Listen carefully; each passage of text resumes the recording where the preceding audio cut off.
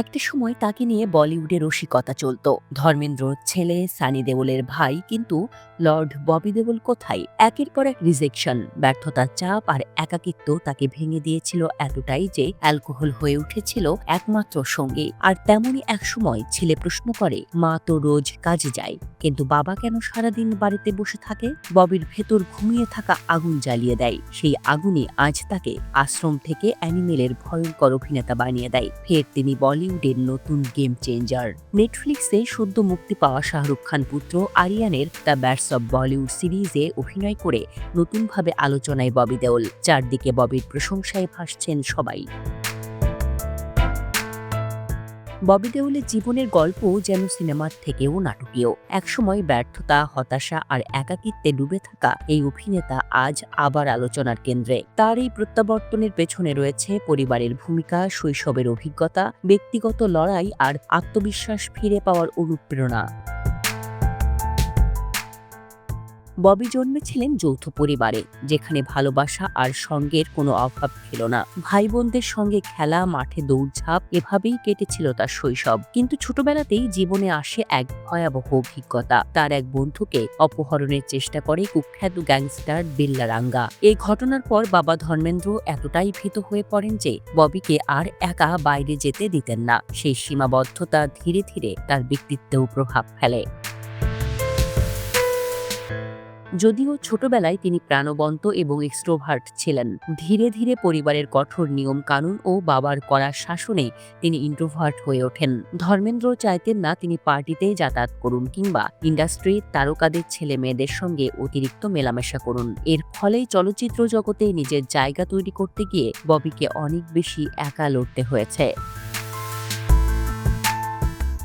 বাবার ছায়া তার জন্য যেমন আশীর্বাদ ছিল, তেমনি বোঝাও হয়ে দাঁড়ায়। অনেক সময় মনে হয়েছে তিনি বাবার প্রত্যাশা পূরণ করতে পারছেন না।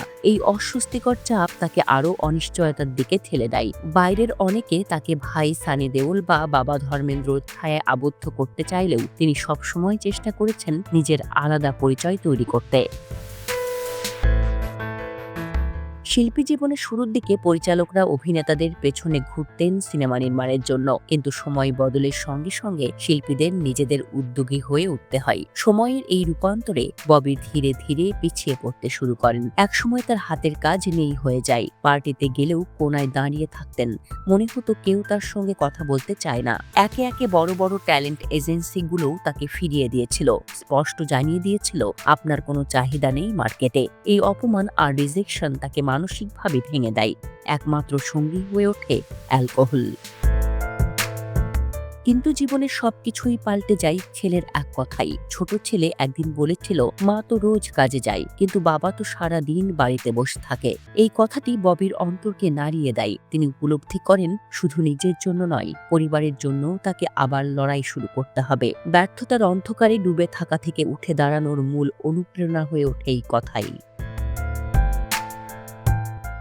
এরপর শুরু হয় নতুন যাত্রা। আশ্রম ওয়েব সিরিজে তিনি সাহস করে ভিলেন চরিত্রে অভিনয় করেন, যা বাবা মাকে না জানিয়েই বেছে নিয়েছিলেন।